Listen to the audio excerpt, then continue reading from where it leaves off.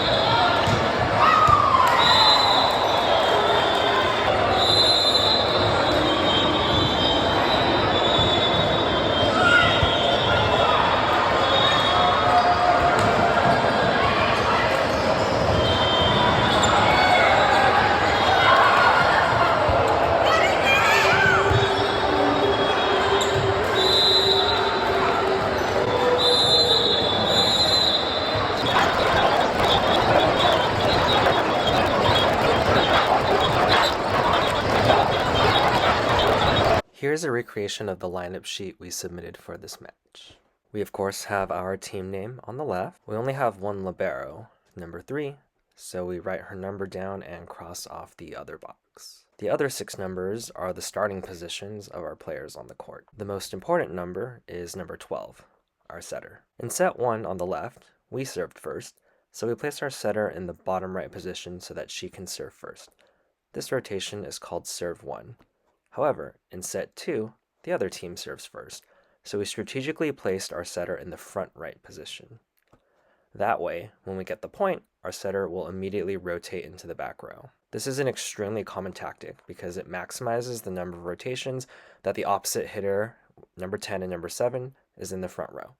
Therefore, the number of rotations in which we have 3 attackers is also maximized. The other difference between set 1 and set 2 is that number 10 starts off as the oppo in set 1, but number 7 starts off as the oppo in set 2.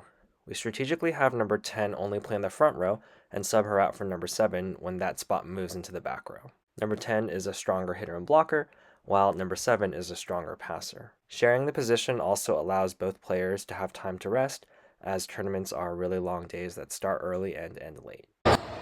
Here the R1 is incorrectly telling CSU to get into the lineup we submitted for set 1, even though this is clearly set 2. For this tournament, we ran a standard 5-1 rotation, so when we serve first, we start in serve 1. Our setter is number 12. When the other team serves first, we are supposed to start in receive 6, which is the lineup we submitted for this game. Here is further evidence that the R1 got our set 1 and set 2 lineups confused. We had a front row opposite hitter, number 10, and a back row opposite hitter, number 7, that were each playing 3-4 rotations. If we were in receive 6, then number 7 should start on the court. But the R1 made number 10 start on the court. The R2 in the gray hoodie from UC Irvine is not doing her job in checking the lineup. The UCI girls doing books proceeded to write our receive 6 lineup on the score sheet, despite the fact that the R1 forced us into a receive 1 rotation.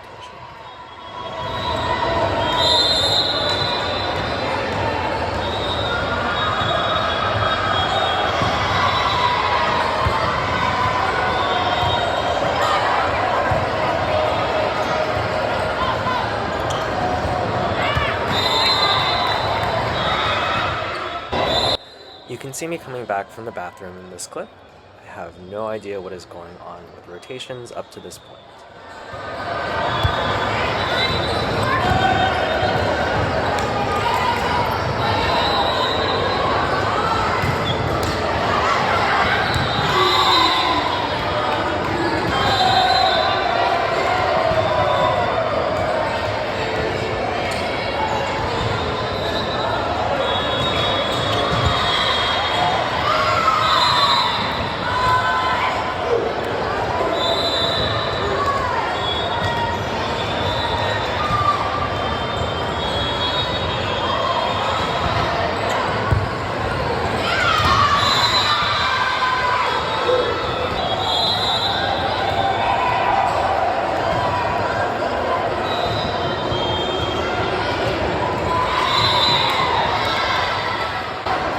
Because they were forced to start and receive 1, you see the girls try to set up serve 2, with our outside hitter, number 11, trying to serve. Not knowing what is going on, I tell the girls to set up serve 1, like we had planned, and tell our setter, number 12, to serve.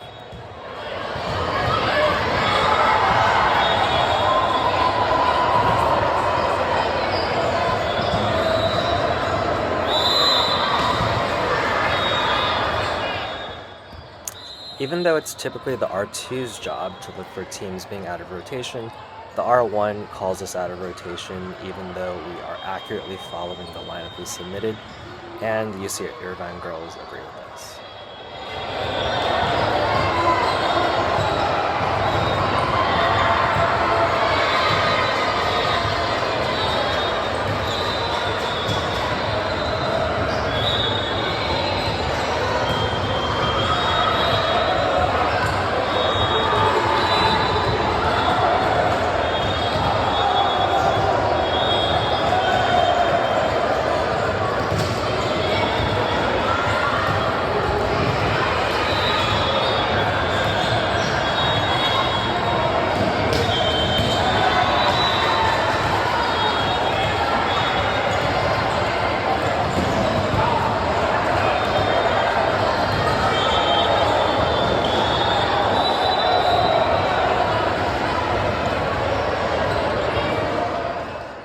R2 from UCI is now bringing over our lineup sheet and actually advocates for us to the R1, saying we were in the correct location.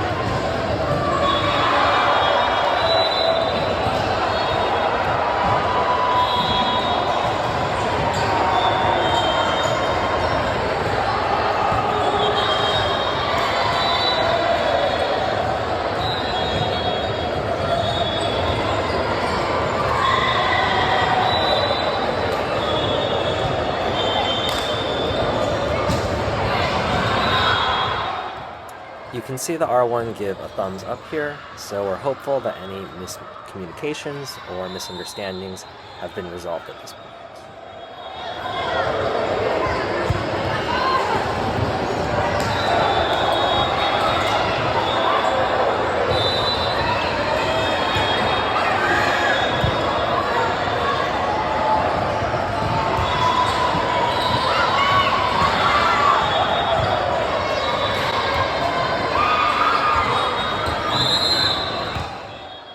You can see the ref initially give us the points, saying that San Marcos had 4 touches. Here's the clip at a quarter speed, and we can see that there indeed were only 3 touches. However, there was obviously no instant replay during the actual match.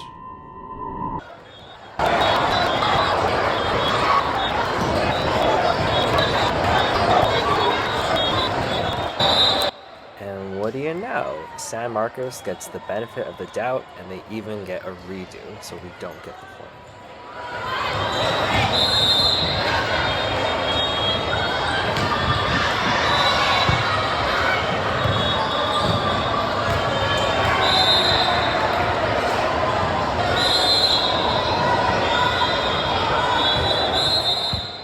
We immediately get called out of rotation despite correctly being in receive line. We've only served once this entire set so far.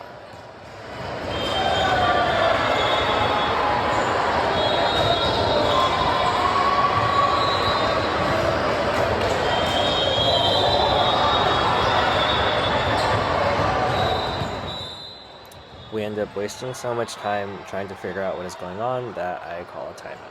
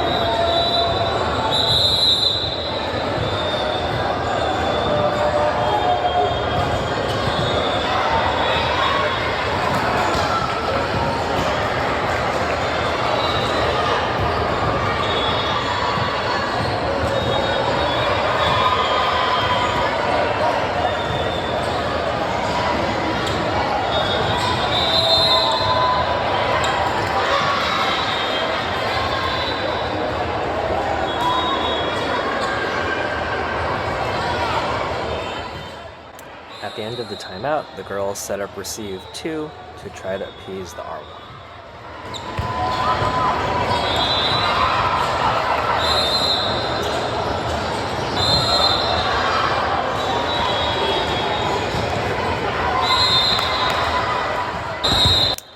Notice how we have technically incorrectly moved on to serve 3 to appease the R1 so that he wouldn't call us out of rotation.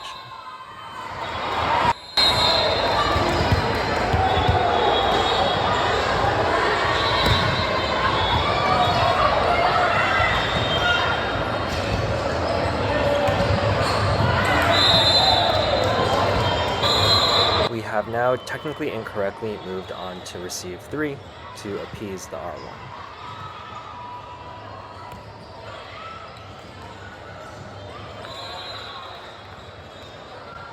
Having earned the point, we now sub out our front row oppo, number 10, for our back row oppo, number 7.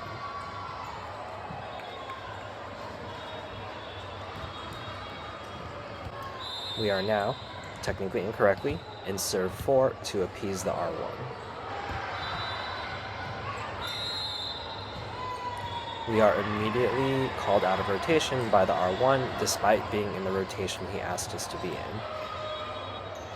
He tells us that our substitution of number 10 for number 7 was invalid because number 7 was supposedly already on the court. He now correctly looks at our lineup for set 2, but still doesn't realize that he mistakenly set us up at the beginning of the set on our lineup for set 1.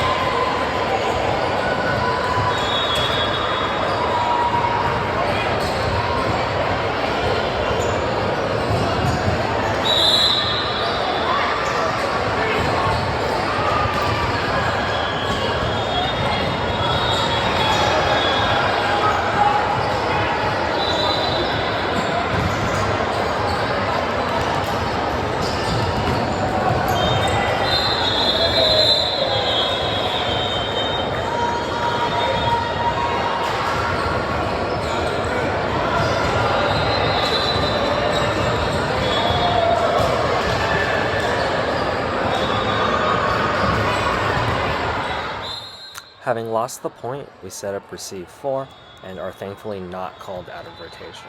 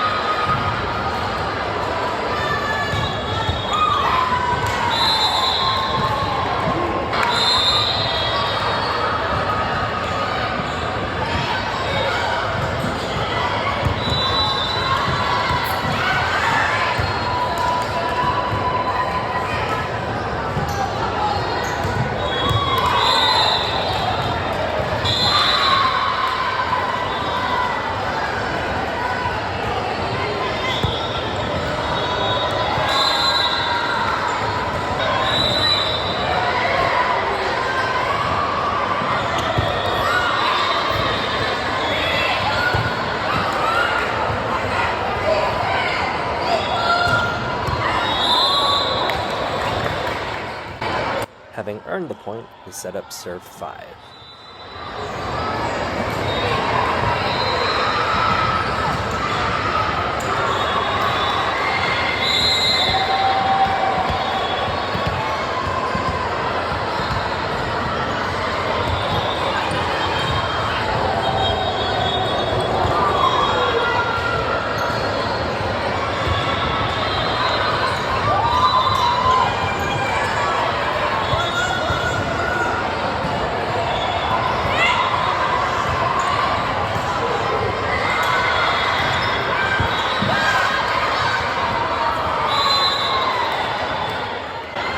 Having lost the point, we set up receive 5.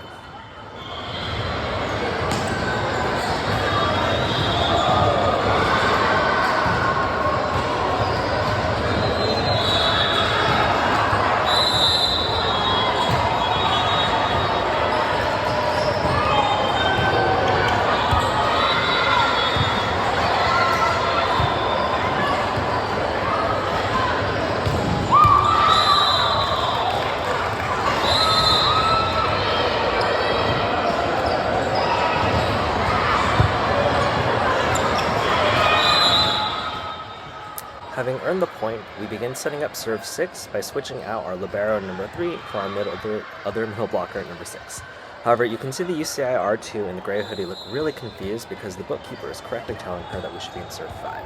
The R2 even tries to tell me that number 4 should be serving, but I try to tell her that I'm just doing what the R1 says so that he doesn't call us out of rotation. But it's no use. The R2 calls us out of rotation for simply doing what the R1 says.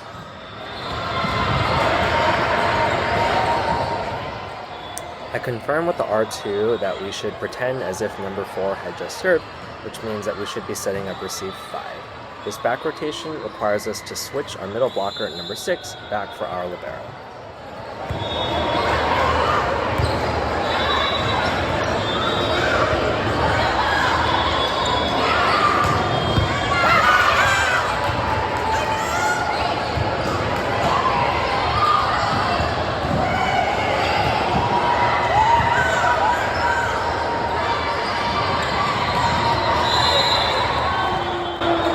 Having lost the point, we proceed to set up receive 5 again based on the most recent instructions from the R2.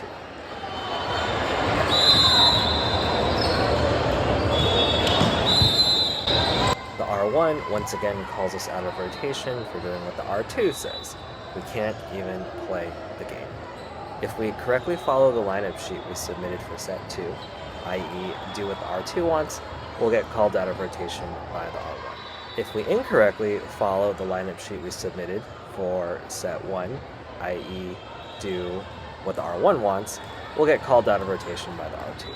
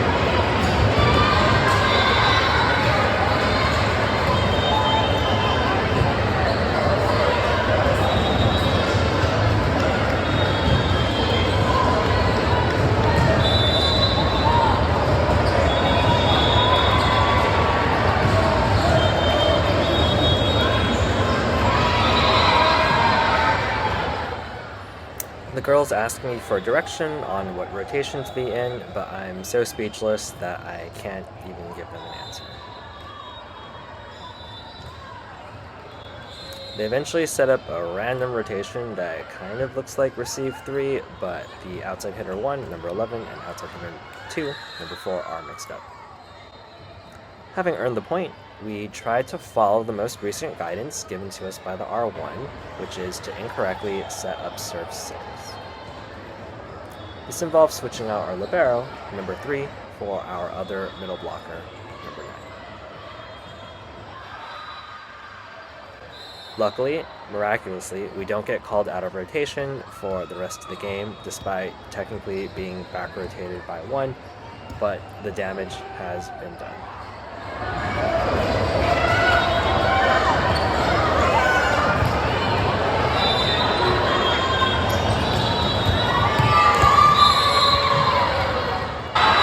We are now in receive 6, having switched out our other middle blocker, number 6, for our libero, number 3.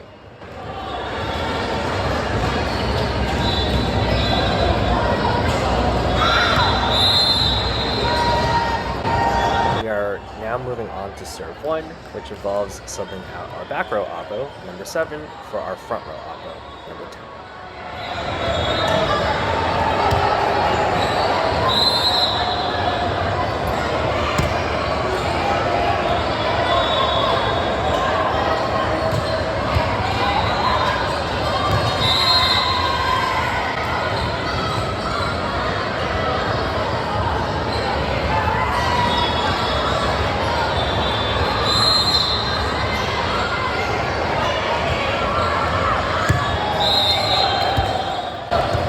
Having earned the point, we now set up serve 2.